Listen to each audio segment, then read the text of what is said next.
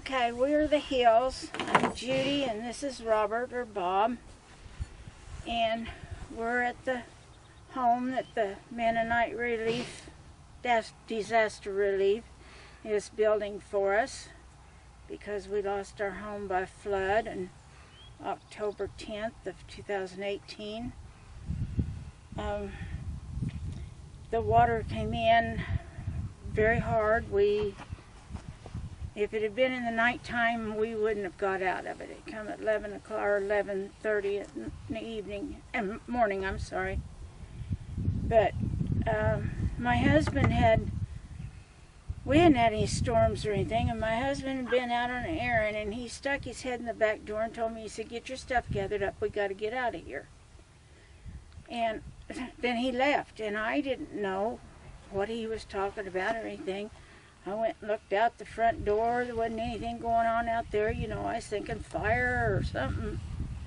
Went and looked out the back door. Wasn't anything there. And I thought, well, he told me I better do this, so I better do it. So I was gathering up my stuff for us and stuff for my animals and such. And the door went flying open, and our neighbor come in from up the quarter of a mile up the hill. We was on the bottom, he was on the hill. He come in and he just grabbed the bag out of my hand and grabbed the dogs and took them out and put them in his pickup, and he said, "What else do we need?" And I said, "Well, Bob's trying to get the little goat out of the pen. She was floating on a igloo in there. Well, when the igloo quit floating, it started going down, and she got inside it. And as he was coming from the house out to her pen, which was at the back of the house, he went down 3 times. The water put him down, and he was clear underwater. And he finally got up, and he told me, he said, "I don't find your goat." And I said, "I'm hearing a gurgling noise." And then a little bit, you know. So we got over there, and she was in the igloo, so he got her pulled out of there and brought her up and put her on the porch. And I had her out there, and when I stepped back in the house, water was meeting me from the front door. And it just come in so fast. We was totally dry. My yard was totally dry and everything at 11:37. I had one of those Ring doorbells that takes pictures of, you know, things that's going on. And after the fact, I looked at it, and at 11:37 we were dry. There was no sign of any water or everything. 11:57 I had water coming in my house, and it was very hard, stiff, really bad flowing water. And it got up above my knees in the living room part of the house. And the neighbor that had come down from up the road, he was grabbing everything, and that he could see. He got my bird and my 2 dogs and the goat, and he put them all in the back end of his pickup. And then he grabbed me, and he said, "Now just hang on, because you won't be able to stand up by yourself." He got me out the pickup, and he says, "Where's Bob?" And I said, "I don't know." And he said, "I bet he went to shut the electricity off." So he goes around the corner. Well, that's where Bob was getting the electricity shut off.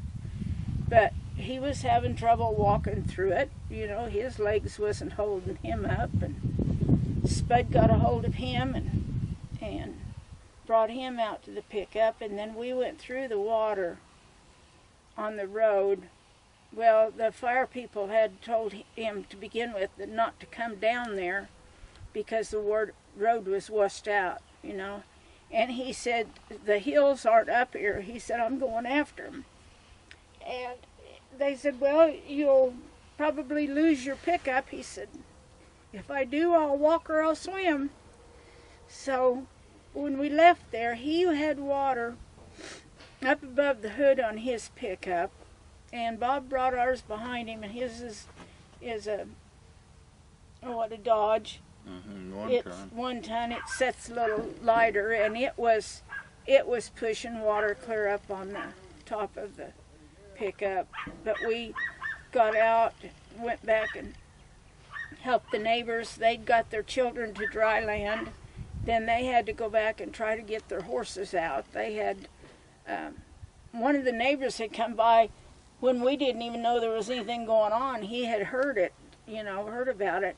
Well, he come by, he's just a guy that had some cows out there in a pasture.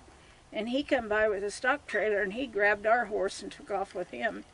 Took him up to dry land. Well, then they come back. Justin had 9 horses, and there wasn't anything to do but to drive them up the water, through the water. And about halfway through, Justin yelled at his wife and told her, he said, go get in the car, get somewhere. He said, we didn't shut our electricity off. He said, this water's electrified. Mm-hmm. And they got through it, everything. All of us got through safely, but it was really, really bad. I thought I had some pictures of in my house. I have pictures of it around my house. I know that you probably can't get that.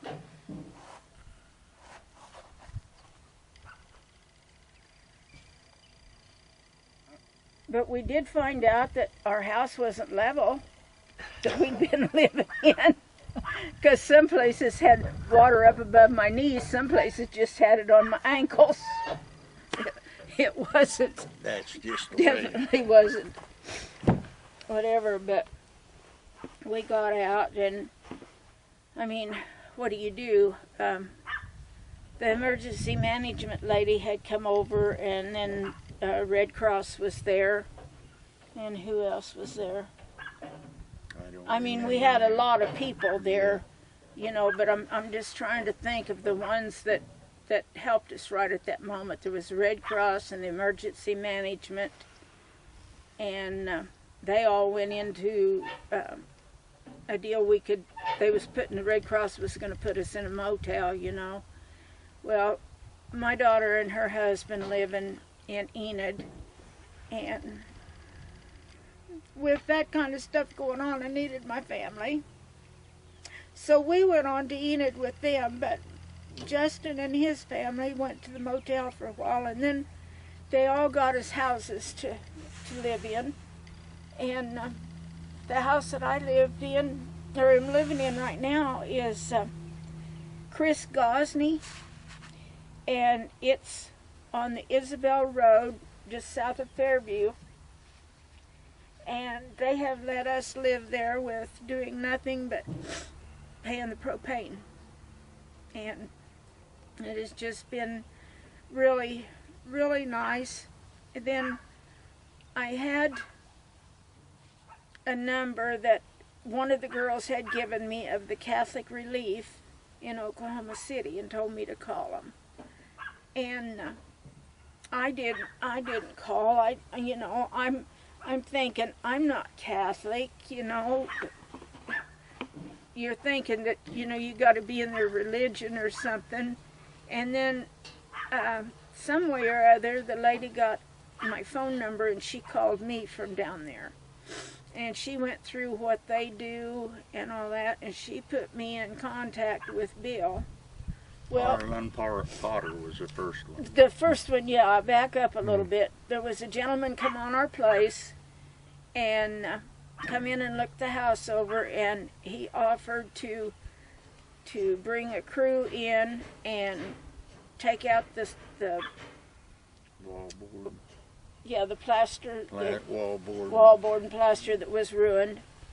And then the Methodist men were going to come out and put it back in. And I'd ask him what that cost. He said nothing. He said they will rebuild it for us. Well, we talked about it, but we still had to have it dried out, And we talked to a gentleman about that. We could have probably got one much cheaper, but we talked to a local gentleman, and he wanted $40,000 to dry it. And we didn't have that type of money, and at 75 and 79 years old, you can't start making payments.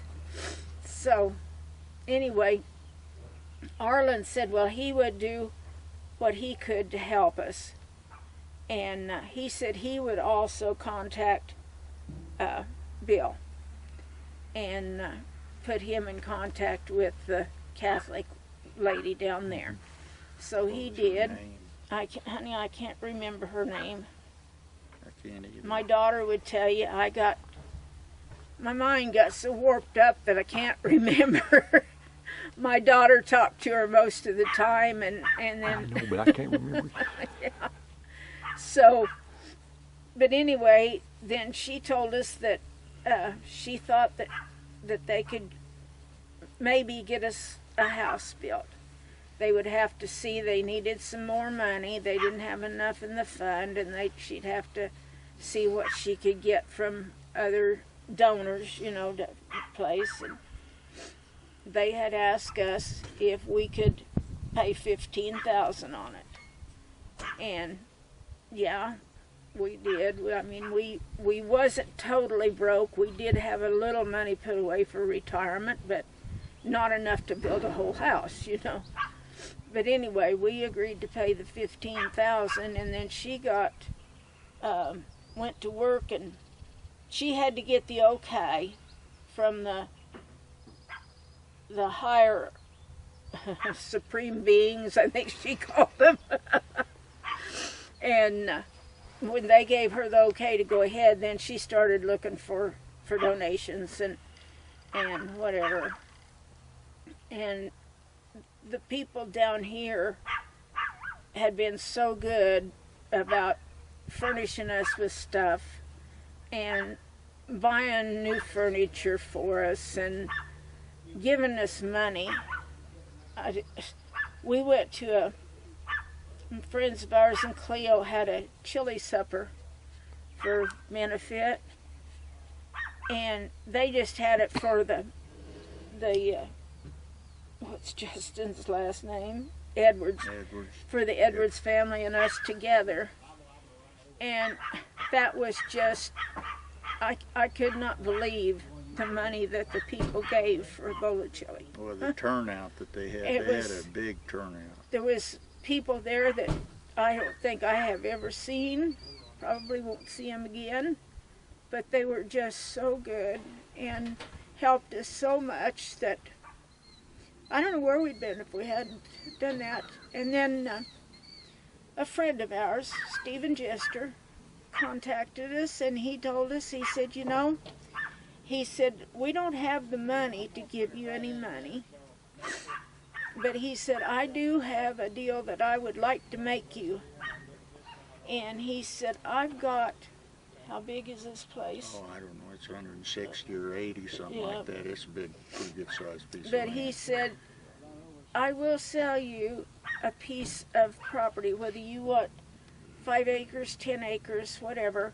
He said, for a very cheap amount of money. He said, let me go have it appraised, and he did, and he sold it to us for less, about half less than the appraisal value on it. And we got our 5 acres, and then that's when we had started looking at mobile homes and was going to get us a mobile home because we didn't know what else we was going to do. And then when they settled looked at everything, got to the bottom dollar, the payments on it was $700 a month. And I mean, this was a small mobile home. This was a 14 by Wasn't as big as this 72. house is. I don't think so. But anyway, we said, no, there's no way we can pay that kind of money. He has a retirement, but that retirement is paid off of income from what other drivers all over the years have paid into it. Well, your interest rates have went all to wherever, so we don't get much, there's not much to back it up. Then they have written us several times and told us that they might have to cut our retirement in half. And so then we got our Social Security, but mine, for instance, wouldn't pay very much. I only get $730 a month, so how can you make a house payment on that? So when Bill contacted us, and we met over here at Mino at the convenience store. And we sat over there and visited with him, and he went over the plans with us and what we could expect, what they could do for us and everything. And so we signed the papers and went ahead with this. And I've just been so happy. I mean, just, and he's tried, I said, I'm coming from a 1,800 square foot home down to a 900 square foot home, and I keep thinking, but if I had this or if I had that, I'm spoiled rotten. But I'd say, you know, well, does the budget afford this? And sometimes just little things, and he'd say, oh, I don't think that's quite necessary. He said, let's wait and see. And you know, he's shut me back, but yet he's like our shower in there, whether you noticed or not, it's a walk-in shower. Well, I want a door on it because it's only got a step like that. You try to put a curtain there, you bump it with your elbow, your water's going to go out on the floor. The floor gets clean more often. Yeah. But anyway, I said something to Bill about it, and he said, well, I just don't understand what you're telling me. You take me in there and show me. I said, okay. Because he said, I had a door like that in my house, and he said, it leaked all the time. I said, well, I don't know, but I said, you come look. So I even got in the bathtub. I said, all right, there's your curtain right here. I'm going to wash my back. Where's that elbow going to do? It's going into that curtain, and where's that curtain going? He said, out where your water flows out there on the floor. Yeah, he said, I believe the door would be a good idea. He says. So he's just been. Is he going to put a door on then? Yeah, he's going to. I think we turned that over to Arlen Potter. There's some things Bill says, I don't install those. He said, we'll have to get Arlen to do that. That is the way he said it. He said, I don't do good at them kind of installations. Yeah.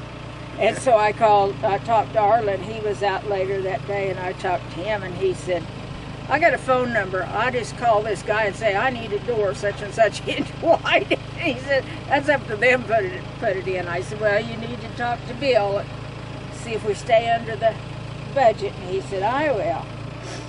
So yeah, they're going to put me a door in there. Yeah. But it's going to be a nice home. It will. I mean, It'll be super nice. even out of the stuff that we saved, we had an awful lot of stuff up in our attic, you know, that was from his dad and his mother after they'd passed, and my parents, and it's just always been stored. Well, we don't have that storage, you know, so what do you do? I might have to get another one of They're them. just about full, both of The them. blue one down there's got my sewing stuff in it. She's got a lot of sewing stuff. Well, I like to sew, and when you can buy cheap material that works, you get it. She got enough So- material to start a Fabric material store. fabric shop. But it's, A lot of that It's- stuff got ruined, but you know, just about all of them, she turned them over trying to get them to run. And I saved a lot of that stuff. Of course, it's dirty. I got to clean it up. I mean, that's just part of the game. our daughter and our granddaughter and their spouses and friends, they come out and they packed our whole house up, and anything that was left or they thought could be salvaged, and put it down in the storage room. And now we're going downtown in the storage room and going through it and seeing what really is savable and what's not. I Was- have a china closet down there that was a wedding present to my grandma, and it's come down the line, and I'm just hoping that the bottom is not warped out of it, you know.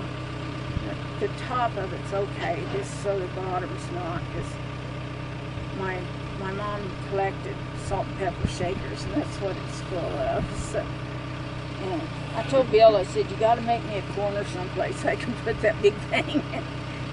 Real good. So. You have to down